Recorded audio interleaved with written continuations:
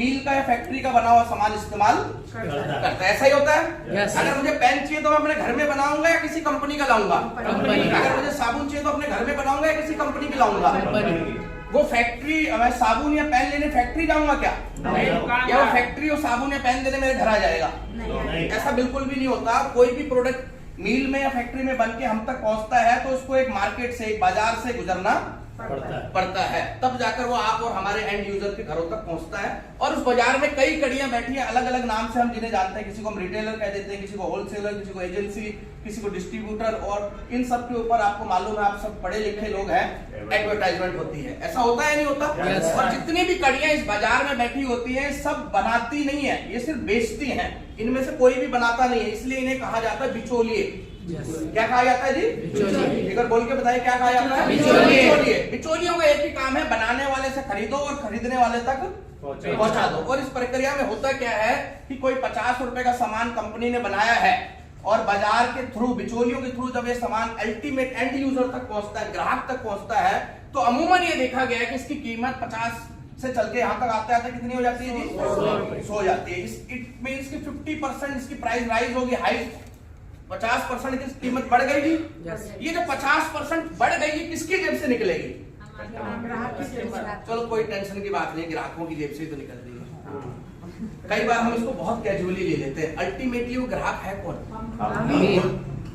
हमें समझना पड़ेगा कि ये पैसा अल्टीमेटली हमारी ही जेब से निकल रहा है, क्योंकि जब तक हम इसको, इस चीज को फील नहीं करेंगे कि मेरा पैसा है, हमारे अंदर उस प्रकार का फीलिंग नहीं आती है। हम क्या कहते हैं, पार्क किसका है?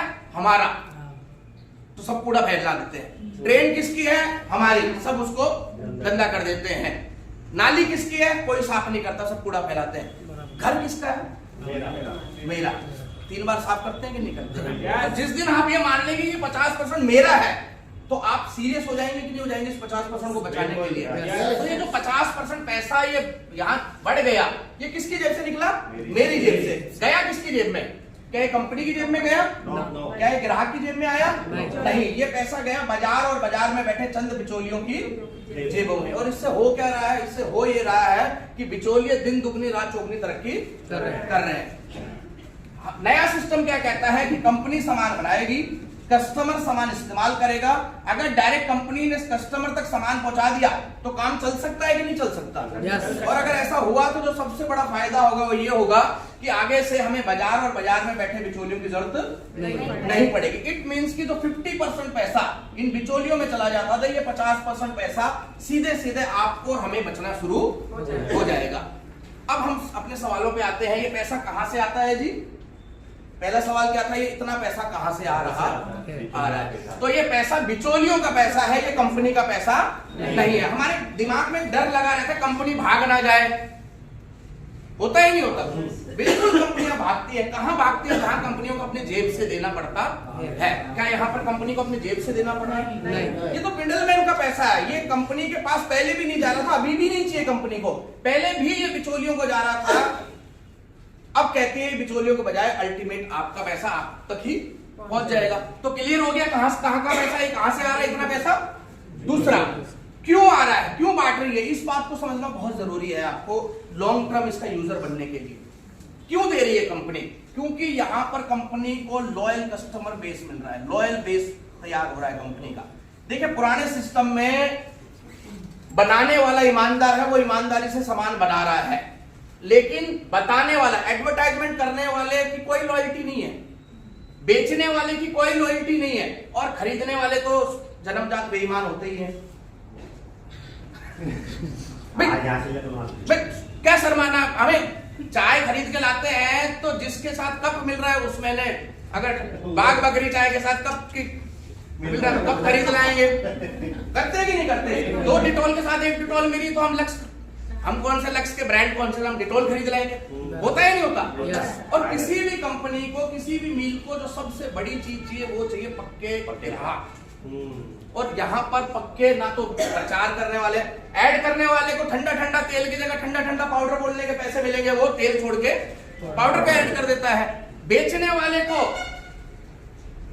अगर स्कीम, रितेश ज्यादा बेहतर बता सकता है, कोक के ऊपर स्कीम आ गई तो कोक ज्यादा बिकेगा और पेप्सी पे स्कीम है तो होता है नहीं होता? तो ना तो बताने एडवर्टाइजमेंट वाला लॉयल है, ना बेचने वाला लॉयल है, ना कस्टमर लॉयल है, लेकिन कंपनी को लॉयल लोगों की ज्यादा जरूरत होती है।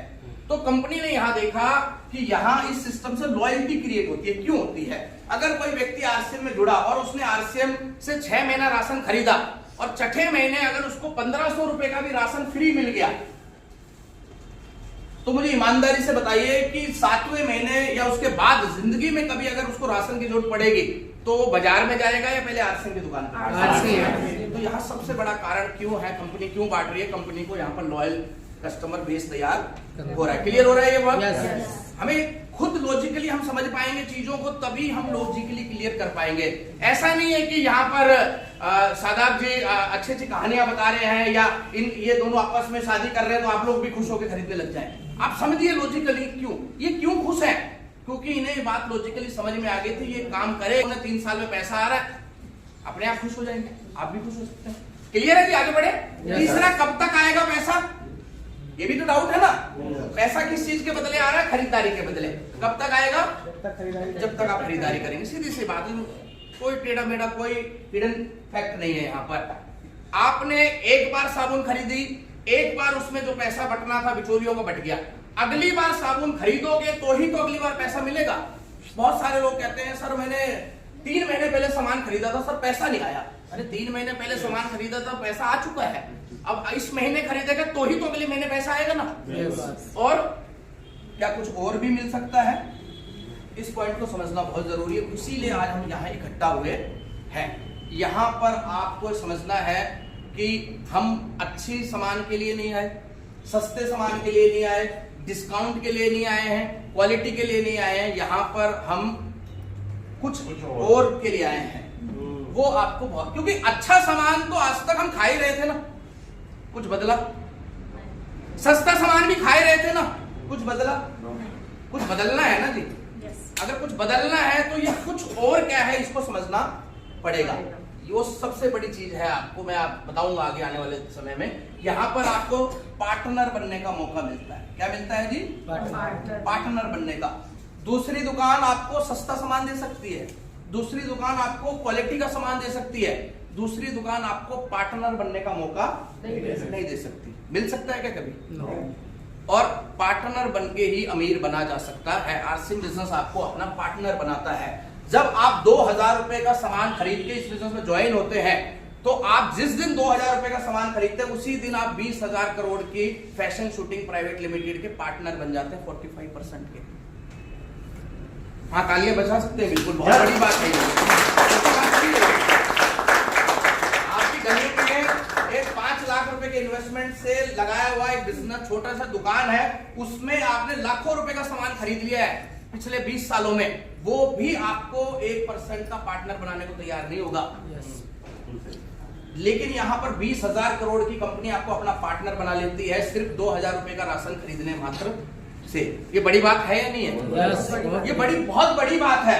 दूसरा, अगर आप अपने पड़ोस की दुकान से जब 2,000 रुपए का राशन खरीद के लाते हैं, तो जिस दिन आप अपने पड़ोस की दुकान से राशन खरीद के लाते हैं आरसीएम के स्टोर से नियर बाय, उसी दिन आप हिंदुस्तान में जो 20,000 स्टोर्स हैं आरसीएम के, उनके भी पार्टनर बन जाते हैं। ये बहुत बड़ी बात है, ये हमें समझना है। इस पे हम डिटेल में थोड़ा सा बात करेंगे। तो ये दूसरा जो सवाल था कि मैं क्यों जुड़ा रहा, क्योंकि मुझे कभी ऐसा लगा ही नहीं कि इसको